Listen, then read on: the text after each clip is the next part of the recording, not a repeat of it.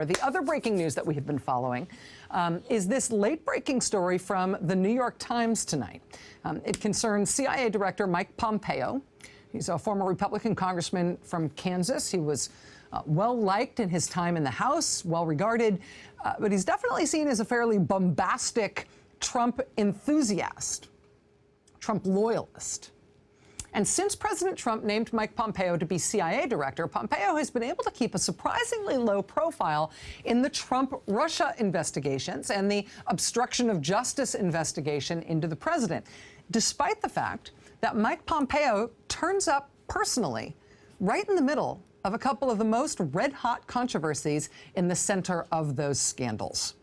Now, one of them relates to one of the key allegations against the president concerning his possible obstruction of justice. This is an allegation that has resulted in hours of closed-door classified session testimony before the Senate Intelligence Committee.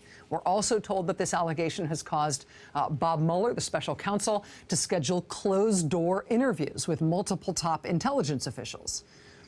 The allegation in question here was first reported by the Washington Post. They report that on March 22nd, President Trump reportedly wrapped up a meeting at the White House. And at the end of the meeting, he asked two top intelligence officials to stay behind, two top intelligence officials who he appointed to their jobs, the Director of National Intelligence, Dan Coats, and the CIA Director, Mike Pompeo. Washington Post reports that the president then asked the Director of National Intelligence, Dan Coats, if he could intervene with the FBI, if he could get the FBI to stop its Russia-related investigation into Trump National Security Advisor Mike Flynn. Now, that's what's reported by the Washington Post. Did that ask from the president actually happen? Well, what's the evidence? The Director of National Intelligence, Dan Coats, said he wouldn't talk about it. He wouldn't answer that in open session in Congress. But investigators do have some ways to try to figure it out. I mean, first of all, they can have the intelligence director, Dan Coats, back to testify, not in the open, but in a closed-door classified session to see if he'd talk about this matter then. Director of National Intelligence, Dan Coats, he reportedly did spend 3 hours in closed session with the Senate Intelligence Committee last week. There's also, though, the possibility of corroboration from other people. In the Washington Post's original report, they say that Dan Coats told several other people at the time about the president asking him to intervene with the FBI to stop the Flynn investigation. We don't know who those other people are that Dan Coats talked to at the time, but presumably the investigating committees in Congress and the special counsel, Bob Mueller, presumably they're in a position to ask Dan Coats who those people are, to get those names from Dan Coats, and then those people presumably could be interviewed as well. But in addition to that, there's also another witness who is not a mystery at all. We know who it is. At least according to the Washington Post report, the witness who saw this all happen is Mike Pompeo, the CIA director. He was reportedly in the room, standing right there, when the president allegedly made this ask of Dan Coats, that Coats should try to stop the FBI's investigation. So ask the question, right? Director Pompeo, did you in fact hear the president ask Dan Coats, the National Intelligence Director, to intervene with the FBI to stop the Flynn investigation? Director Pompeo, did the president also ask you in that setting if you could do that? Director Pompeo, did the White House ever ask you or anybody else at the CIA about intervening in that FBI investigation? Actually, I should tell you that last one, the Senate Judiciary Committee, they did ask Mike Pompeo about that in writing last month. We reported last week that he blew him off. He blew the deadline for responding to that written question from Congress. He just never sent a reply. Well, now tonight we have this new reporting from the New York Times about the other red-hot controversy at the center of this scandal, where Mike Pompeo happens to have a central and as yet unexplained role. It's about Trump National Security Advisor Mike Flynn.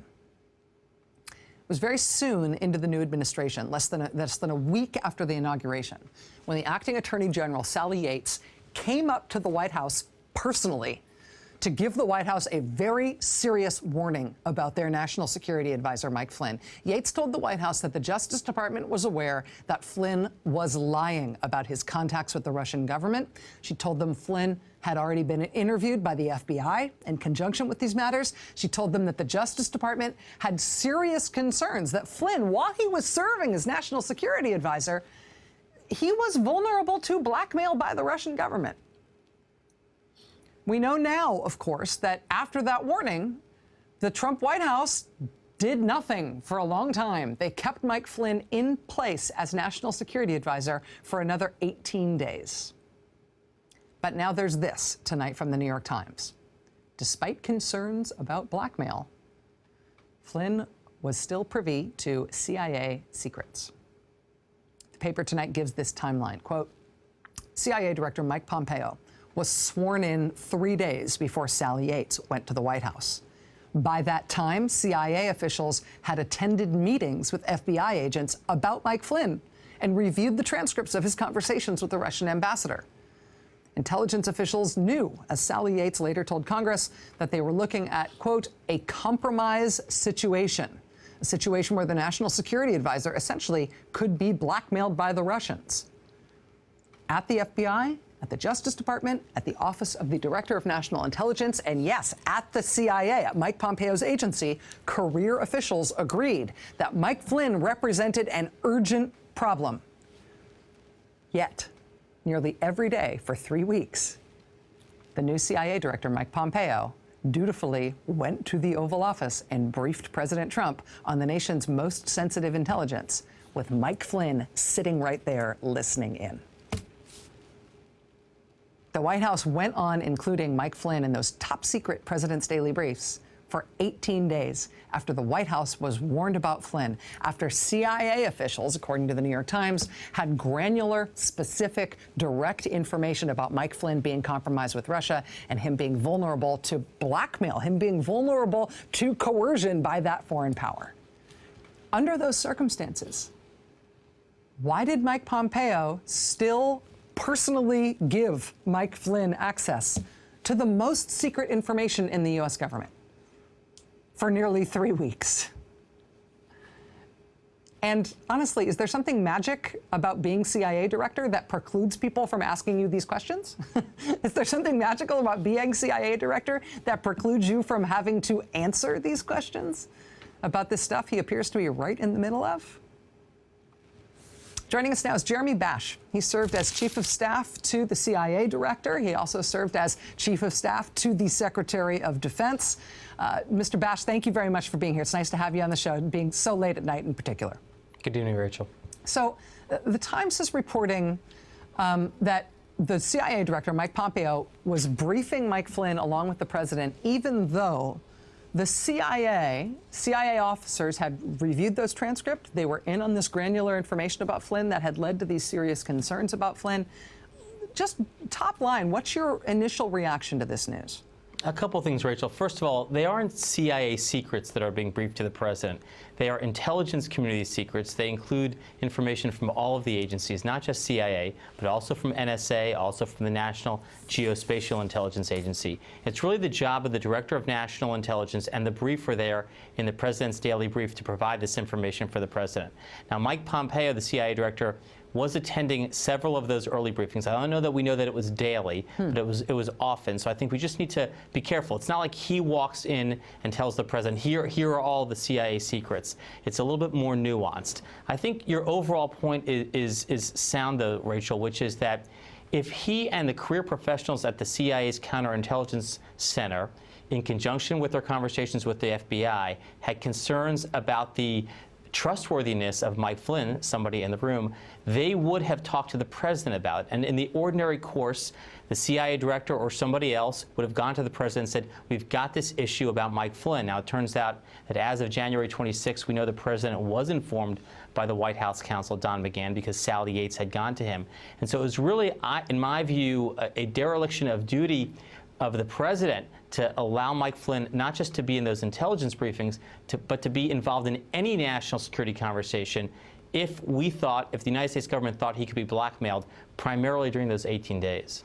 On the point of Pompeo's responsibility, and I've become increasingly interested in his role in these various investigations, his sort of refusal to answer questions about these investigations, because he does pop up in the middle of these things that are the object of such intense focus right now. What the Times is reporting is that CIA officers had reviewed the actual transcripts of the conversations between Mike Flynn and Russian government officials, that they were in on basically the information that led the Justice Department to give this dramatic warning to the White House. If that's true, if that reporting is accurate, and there were people at the CIA who were in on that information, if there are career officials at the CIA who shared those concerns, is it possible that Mike Pompeo was insulated from that, and as director, he just didn't know that at the CIA?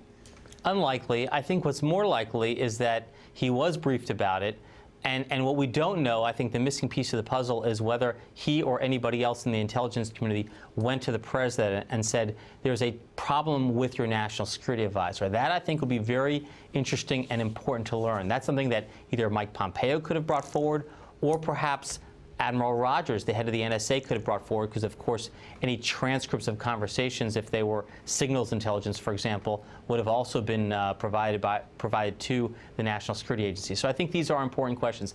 I want to return, though, for a moment, Rachel, to your earlier point about this conversation in the Oval Office where Dan Coats, the Director of National Intelligence, and CIA Director Pompeo were asked, apparently, by the president to intervene in the FBI investigation. That's not really something the CIA director would do or have any authority to do. He may have been a witness to that conversation, but I think Bob Mueller would be first and foremost interested in talking to Dan Coats, because Dan Coats does have authority over the FBI and counterintelligence matters, and he could have, if he chose to, exercised some tactics to try to shut down the investigation. And we don't know yet whether or not he did any of those things, because he hasn't answered those questions from the Senate Intelligence Committee. And briefly, Jeremy, if Director Pompeo was a witness to that request by the president to Dan Coats, is there anything about him being CIA director that would preclude him from being able to answer questions as a witness? No, and I suspect he will get asked about that eventually. Jeremy Bash, former chief of staff to CIA director, former chief of staff to the Secretary of Defense, somebody very experienced in these matters. Jeremy, thank you for being with us tonight. Thanks, Rachel. All right, we got much more to come here tonight on our special late night show. I see it's totally normal. I'm totally capable of doing my job at this hour. Everything's fine. Much more to come. Stay with us.